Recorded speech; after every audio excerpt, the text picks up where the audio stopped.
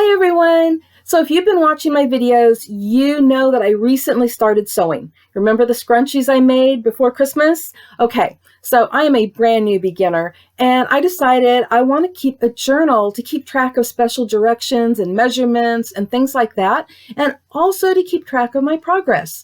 And I was really thrilled because VectoriaDesigns just came out with a Mad About Sewing project pack. And it is so perfect for doing a journal and many other things. And so that's what I'm going to be using today. And I am going to put a link below in the description box to the VectoriaDesigns Mad About Sewing project pack, as well as a link to a video from VectoriaDesigns that's going to show so much more of that pack than I'm going to show you today, because I'm just going to be showing you a little bit. But right now, it is 70% off through February 27th, 2020. And this may be a good time to go check it out because 70% off is an awesome deal and you are going to love, love, love this kit.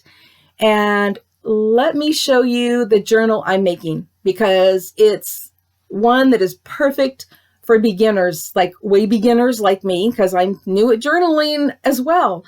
So let's head on over and let me show you what I have done. So preparing to make my journal was a little bit of a challenge because I had decisions to make. Each type of journal that comes in this project pack has 24 different pages to choose from, and I didn't want to use all 24. Also, not only is there 24, but there's also 2 different ink saver choices. And I actually printed out one of each just so I can get an idea of what they look like to make my decision. So here's one of the pages printed out in the regular ink usage. And here is that same page printed out in ink saver. And here is a third page printed out in another ink saver option, which is even more of an ink saver. And I'll just put them side by side here so you can see that this one has ink here, that this one up here does not. So I had 3 choices for each page, and I decided to go with the middle one. So it's an ink saver, but not as much ink saver as this one. So I was quite pleased with those options. I know a lot of my viewers out there worry about using too much ink, so when it comes to printables, you know, they think it's going to take too much. You actually have options with this project pack, and I love that because there's times where maybe I don't have as much ink available in my printer, or I just don't want to use that much. And this is the case. I didn't want to use that much. So after making my decision, I chose 8 pages because I don't want my journal to be huge. And I printed them out and I cut off the edges. So let me grab that really quick here so you can see how it prints out again. So when it prints out, you know, there's the edges that need to be cut off. And so I've already done that on all of these. I've already cut them off, and not only did I do that, but I have folded them in half because that is what I need to do for the type of journal that I'm making today. And I know there's a variety of journals, different ways of making them, but today I'm going to show you a new one, or new to me because I kind of came up with it, maybe with a little inspiration. But what I did, you don't need a scoreboard or anything for this. I just folded them in half and creased them, and it was that easy. And then I put them all in the order that I want to use them. And another thing you'll notice, I did not print on the back, so I've only printed on one side. And you can print on the back. They actually have pages that cover the whole back for you. So you don't have to worry about lining up what's on the front. You can just print kind of, it's not really solid, but we're going to call it a solid color on the back. But for what I'm doing today, it doesn't matter. So I'm leaving it white, and you will see why in a minute. Okay, I've already started putting my journal together so that it wouldn't take so long, but we still have this section here to add to this. And so what we're doing is we are actually gluing the white pages together so that they don't show. So here you see a white page, but what we're going to do next is glue that white part to that white part, and it will disappear. And what it does, and let me set this aside for a second, what it does is it still gives us very flexible pages, but they're a lot sturdier than regular printer paper, which is what I have this printed on. And it's nicer than using cardstock because cardstock gets really stiff. So this way they're still flexible like pages, but a lot sturdier than printer paper. And what I'm using to glue these on is my Beacon 3-in-1, and I did try a different glue. I tried this PVA glue because it says that it's ideal for bookbinding and paper projects. But let me show you what happened, because that's how I started out. I don't know if you can see that, but it is horribly wrinkled. And I mean absolutely horribly wrinkled. And there was no way I wanted my journal to look like that. Even though I guess it does give it kind of a vintage look, but not the look that I wanted. So I'm using my Beacon 3-in-1, and this is how I'm doing it. First of all, make sure you have your pages in the order you want, and make sure that they're all facing the right direction so that you're not putting one in upside down. So the first thing I'm doing is I am just putting a very thin line of my beacon right along the edge where the fold is, just like that.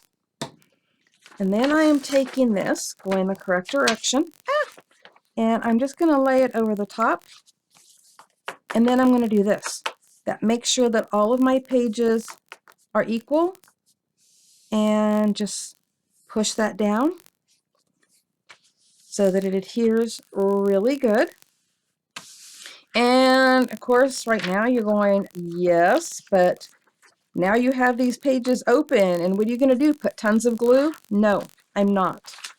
So I'm taking my beacon, and I am just putting another thin line down the edge, and I'm trying to get it straight, even though here on the video I seem to be shaking a little.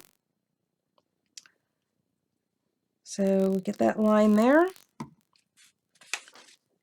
and we're just going to line them up just like that. Beacon does not leave little wrinkles and bubbles and all the other stuff. However, if it's too close to the edge like that, it does seep out, so watch out. And the nice thing about Beacon, just roll it up like that and brush it off. I love this glue because of that. It just isn't really a mess. So once you've done that, then your pages are together. And there we go. So there's my pages, what I have so far, including the one we just attached. And we're going to do that for all of these. And I'm not going to take you through all of them. On the front, normally there would be, I'll do it with this one. Normally there would be a page like this, and there would have been the white. But what I did was I cut it in half. So this became the front, and this was the other half of it. And I cut it in half because when you get to the very back page, it's going to be white. And I'm just going to glue that right on there, giving it, you know, a back page with no white. So that's what I'm going to do, and I'll be right back. Okay, I have all the pages together, and as I promised, I'm going to show you each of the pages, even though I have not added any embellishments of any kind, and I haven't even added the cover yet. But I did want you to see the beautiful pages that are in here. I just love them. The colors are much better than I think you're seeing on the screen, but they are very muted and neutral colors. And there are so many other ones that I did not put in here. Like I said, there were 24, and I narrowed it down to 8. But I love them all. I mostly did ones with some journaling spots because, you know, I plan on writing things in here, like my notes when I'm sewing, like, you know, what particular thing I used, you know, what size something was, or, you know, any notes to make sure that I remember it for the next time I'm sewing whatever it is that I'm sewing, because I'm very new at sewing. And so I thought having some notes on what I used and what I did, you know, how many inches something was or whatever.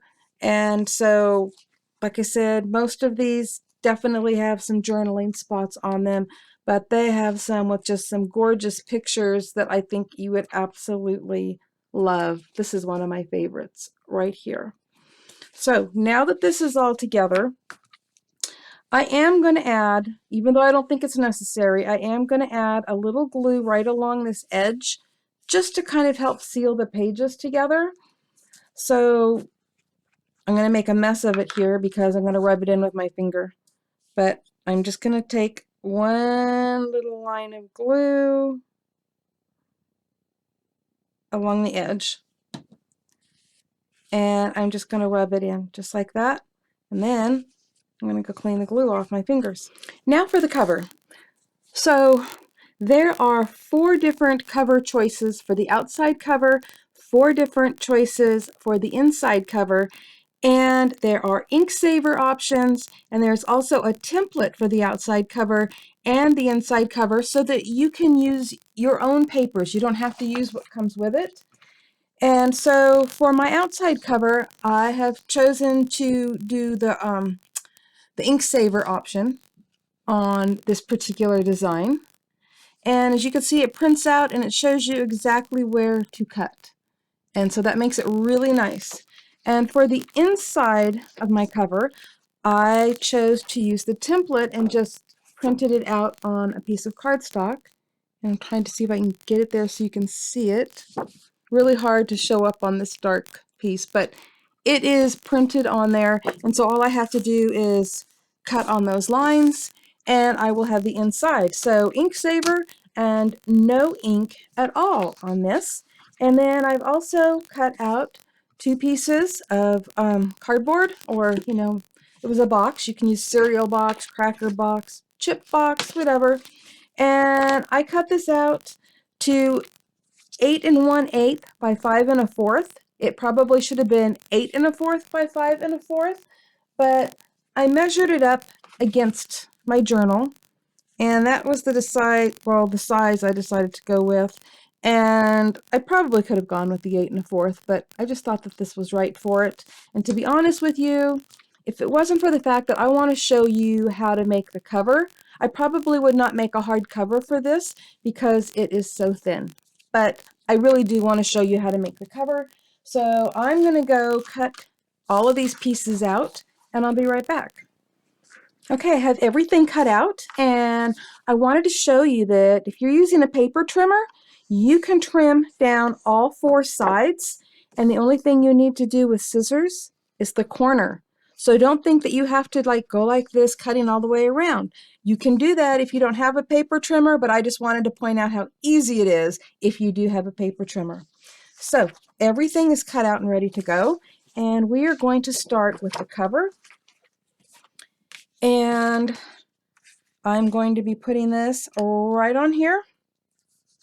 And to do that, and to save time, I'm going to add some double-sided tape around all 4 edges on this.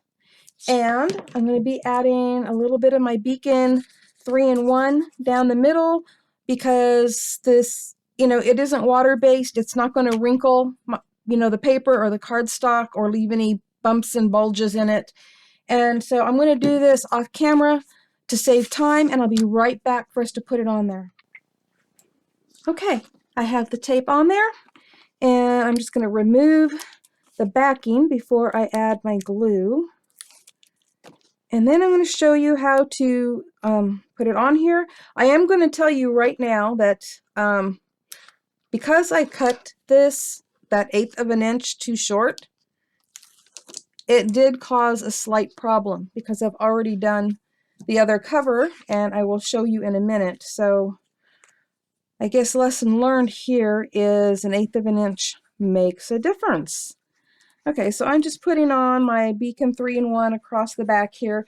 If you want, you can use double-sided tape over the entire thing, or a spray adhesive, whatever it is you want to use, but I like my Beacon. And I'm just going to line it up on here. I'm going to eyeball it, and we're going to call that good. And then just make sure that it is completely adhered. So that's why I am rubbing all over this, just giving it a really good rub here. And then the next thing we're going to do is we're going to start folding up the sides. And you can use a bone folder or something, but you just want to make sure that you get a good crease all the way around before we get started. So trying to do this quickly for you. I know a lot of you really don't mind just watching. I'm one of those people that it's just like, I want to do this quick so that the video doesn't last forever. So just go ahead and laugh at me, because some of you are going, what are you talking about? Your videos aren't that long. But there's others that think, oh, you know, if it's more than 10 minutes, it's too long. And I just want this to be good for everyone. So I've got that done, and the next thing I need to do is add the double-sided tape to the inside of each of these. So right along those edges. And I'm going to again do that off camera, and I'll be right back. Okay, the tape is on. I took the backing off from this side already, and I'm just going to rub that down really good, and I'm going to do the same thing on the opposite side.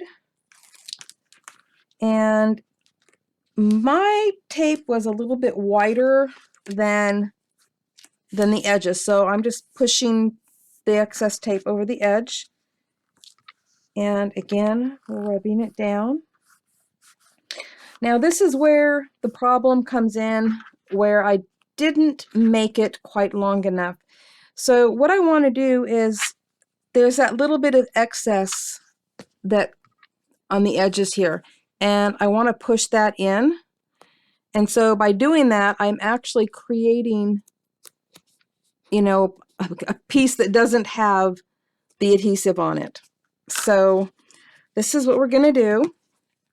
I'm going to take off the end of not take off the end, but take off the backing off the tape that's on the end. And I'm going to push those in. You can use your bone folder to do that. But like I said, because I left too much at the end, I'm actually going to have to add a little bit of glue, because when I push that over, there is obviously no tape on this cardstock here on the ends. And another thing I should tell you while I'm doing this is that I meant to print on my 65-pound cardstock, and out of habit, I accidentally grabbed my 110-pound cardstock. So that is also making things a little bit difficult. But there we go. We have those down, and because there's glue there, I'm actually going to have to hold that for a minute. I could have added some extra double-sided tape, and that may have been the thing to do. So be smarter than I am. I'm leaving in my mistakes so you can learn from my mistakes. So I'm going to do the same thing at this end. I'm going to remove the backing from the tape. Maybe. There we go. And kind of roll over any excess tape there. And then just push in the corners. The reason is you don't want the corners of your cardboard to stick out, so this kind of helps cover them. And I'm not really a pro at this, but at least you're getting the idea and you're learning from my mistakes of what to do and not to do. Or hopefully you're learning from my mistakes. You may have to learn from your own mistakes. I do that a lot. Trial and error and learning new things. So I'm just doing what I can here. This is going to be covered anyway, right up here with the liner. So let me show you. I've already done one. So that's what it's going to look like on the inside. So all that's going to be covered. And we're going to do that the same way. I've already put the double-sided tape on here. I'm going to put the glue on here, and then I'm going to line it up right on there. And I'm showing you because I'm actually going to do that off camera. I'm somewhat of a perfectionist, and I actually want to be leaning over this in such a way that I can see all the sides. And believe it or not, the camera is right where my head wants to be. So, okay, we have our covers done, inside and out. And I actually created a tiny little spine because I based it on the thickness of my journal. So it's a little bit wider than that. And so depending on what size you make your journal, because like I said, mine only had 8 pages, which is really kind of small for, you know, doing this, but you know, you may want yours to have all 24. So now it's time for the next step.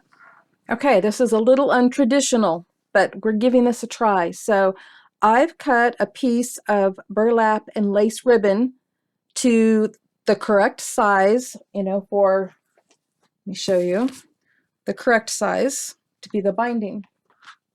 And luckily, I don't even have to find the middle because this one already has thread in the middle. And so I'm going to be using actually Fabri-Tac, which is also by Beacon, to attach things. Fabri-Tac works really great on fabric. I know a lot of people use it in their paper crafting and, you know, card making and stuff, and it works great for that too. But it is actually made to be used on fabric, and I believe it even says somewhere on here, yep, that it is washable. So this is really great, and that's why I'm using that. Whoops. So I just put a piece of, you know, matching cardstock on a piece of the cardboard here.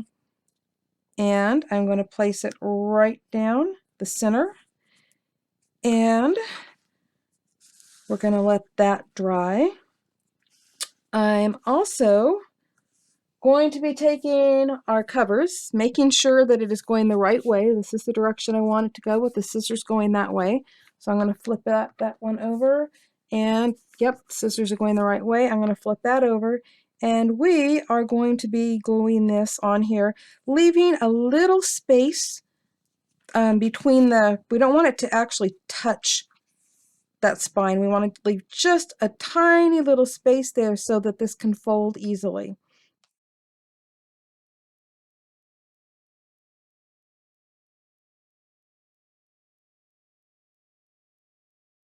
And I'll do the other side and be right back. And while this is drying, I wanted to take a minute to show you some of the embellishments that I printed out. So there's this one that comes with these beautiful labels and a ruler. I just love that. I love this. Okay, so if you don't have a lot of sewing supplies, but you still want to do this, maybe you want to add some buttons and things, but not dimensional, this is perfect. And also stitching. I don't sew paper and cardstock and stuff with my sewing machine. And so this is perfect because I could still give it that stitched look without having to actually sew. So this is absolutely wonderful. Or if you do want to sew, and let's say you want to sew by hand, just follow the stitch marks. It's really awesome. Oops, upside down. Here we go. Here's some other ones with a couple little corner pockets and some, you know, just pretty little things to cut out, things that could be journaled on the back of. Here's some more. I love this, a little file folder that can be a pocket, and everything is on there. You just cut around it and then you just, you know, score on there and put it on. Labels, another one of those file folders, and more beautiful things to cut out. And there are tons more, but those are the things that I've cut out that I think I'm going to be using some of those to decorate the inside of my journal. Okay, I cut out all of those embellishments that I showed you, and I've used them with the cover and the inside of my journal. And all of those wonderful strips of buttons and stitching and everything, I have tons left over. Look at this. Oh my gosh, I could make a million cards and a million journals with that. And I also have these labels that I'm going to be using when I need them in my book, because right now I don't know for sure what I want them to say or where I'm going to want them. It's just going to depend on where my journaling takes me. So let me show you what I did on the inside. So over here I cut out one of those embellishments, and I just used double-sided tape just along two sides of it underneath and adhered it so that it creates a little tuck area to tuck things into, which is perfect. I love those. And on this one, I used one of those little envelopes. It looks like a little file envelope, and it can hold a lot. There's plenty of room in there to hold things. I'm going to flip it over, and I used the button strip and one of the stitch strips right here, and I added my own buttons there and on here just to give it a little dimension and little character.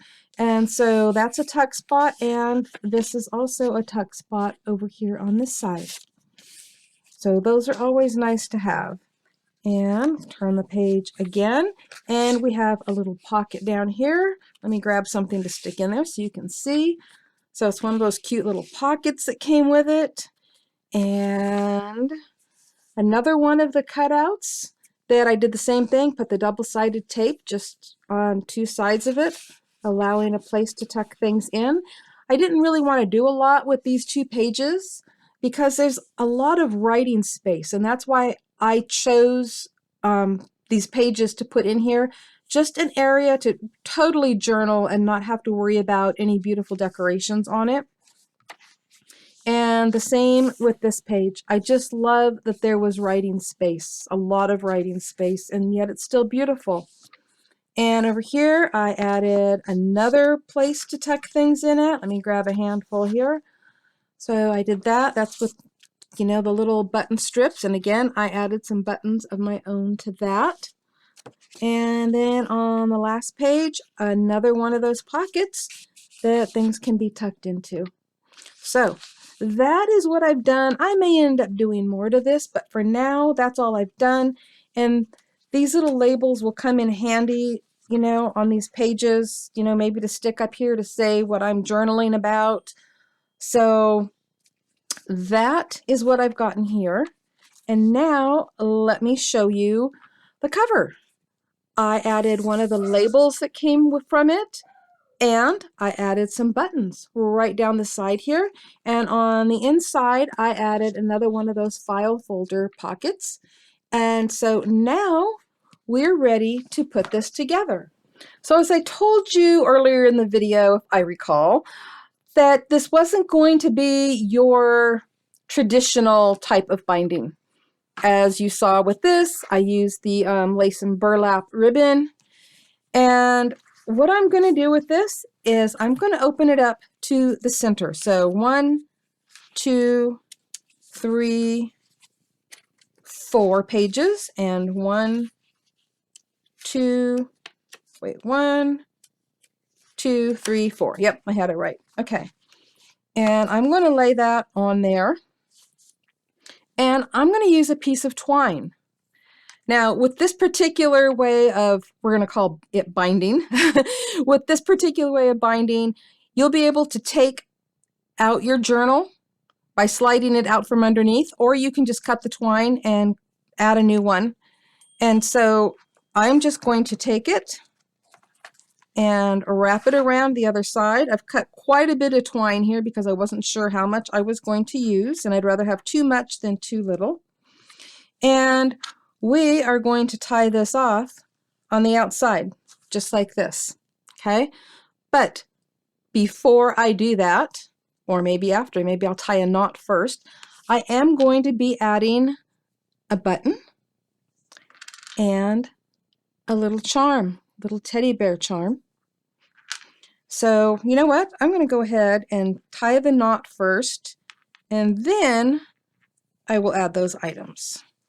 So tying a knot, always fun because you want to get it snug. And by the way, I'm using twine, this twine, because look, it's a perfect match for the burlap and lace that I used right there. So just gonna tuck this through. You know, I've decided where I want the knot to be, and I want to keep it snug. Be nice if I had another set of fingers here. Okay, but I got it. So there we go. And now this is in here. And here it is finished. There's the little bear and the little button and the twine hanging down the side. And I could have actually wrapped multiple layers of twine, but I didn't want to have too many inside right here. So I think one strand was just perfect. And this type of binding is wonderful for those of you who don't have the things to punch holes in or have problems threading things. This just makes it really easy. And I know it's not like others, but you know what? There's more than one way to make a journal. There's more than one way to bind it. And another thing I really like about this project pack is, you know, for those of you that don't have a lot of embellishments, or you're so new to this that you're not really sure what to do, that this project pack pretty much makes it foolproof. And, you know, you can use the different cutouts that are in there, and you don't have to add anything at all if you don't want to, because the pages are beautiful enough just the way they are. And I really hope you check it out, because like I said, there are 24 different pages for each journal style, and of course 3 different printing options. So like I said, this is perfect for beginners like me, and beginners like some of my viewers who really just don't know how to get started or need something simple. Thank you all for watching today, and I hope you're not laughing at me if you're a, you know, advanced journal maker. But you know, this works for me, and I think it might be helpful for some beginners like me. And also, this project pack, the VectoriaDesigns Mad About Sewing project pack, is absolutely awesome. It isn't just for journals. You can use it for scrapbooking and mini albums and card making and home decor. There are so many possibilities. So don't forget, there are links below in the description box where you can go check out this kit at VectoriaDesigns that is on sale at this moment for 70% off. And also to check out their video where they're going to pretty much show the whole kit to you and what you can do with it. Happy crafting, everyone. Bye-bye.